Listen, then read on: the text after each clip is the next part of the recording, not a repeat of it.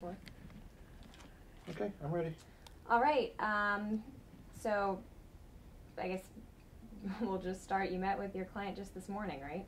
Yes, I was appointed yesterday to represent him, and I met with him in county jail this morning. Yeah. Can you just tell me about that meeting? You know, this is 13 years in the making for him, so I imagine he's got a lot on his mind. And he was quite surprised when, he was apprehended, but I think, he saw it coming someday. He just didn't know when or where, but really a very nice, soft-spoken, gentle man, and who loves his son. And his son is in excellent condition, as I'm told.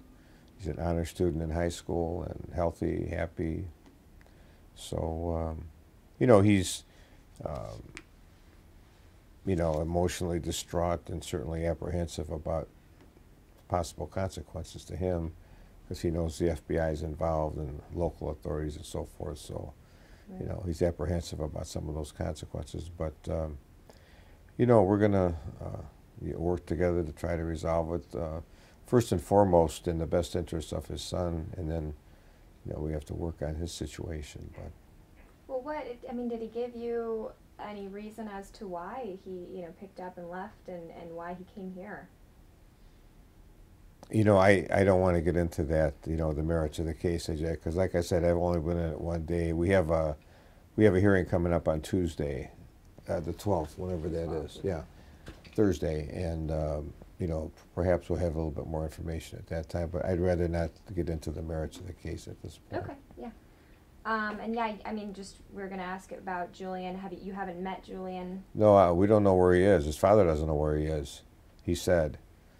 So. Didn't know where he was last night either? Well, he didn't know where he was this morning. So, he's with somebody, obviously. I just don't know. And maybe they're not sharing that with him. I don't know. And at the home where he lived, I know in reports there was, I guess, another woman living there. Yeah, he's in another relationship, and there are other children involved as well. Okay, so I'm guessing that Julian still has someone taking care of him, or. Yeah. Oh, yes, absolutely. Okay, and that's at that residence that he's right in Fremont, right. Is that pretty much all you know about Julian? Is that he's doing well? You said he's an honor student? Yes. His father said he scored either 27 or 29 on the ACT, and 30's perfect, so that's pretty good. Yeah, and he's clearly got aspirations for college. Yeah, they're making those preparations now. In fact, I think that's how they were doing some type of an application and Social Security, and that's what led to the discovery of who he was and where he was. Right. So tell me, I know right now when you look up his case in the docket, there actually aren't any charges listed. I don't know if there aren't any. Right. No, so it's just they said something about tampering with records. I'm not quite sure what that's about, but there's a hearing next week on the 12th. That's a probable cause hearing where they have to present some evidence that something happened and that he did it. But it's still an ongoing investigation with local authorities and the FBI. So we'll just have to wait and see. Do you know what charges he could face? I know there's been mention of interference with custody, a couple different felonies. Probably kidnapping, abduction, things like that, dealing with child and the parents' rights. So there seems like a list. Yes. Yeah. Well, we'll have to wait and see. But those would be the major charges, because the kidnapping primarily. Okay. Could you just list them one more time for me? Well, we would, anticipate interference with custody, possibly abduction, but kidnapping for sure, because that's basically what the facts would point to at this point. So we're under the impression that Julian didn't know about most of this, right? Most of what? Didn't know that he had a different Social Security number, a different name, that he grew up in Alabama. I don't know that. I'm not familiar with that. Okay. Just asking.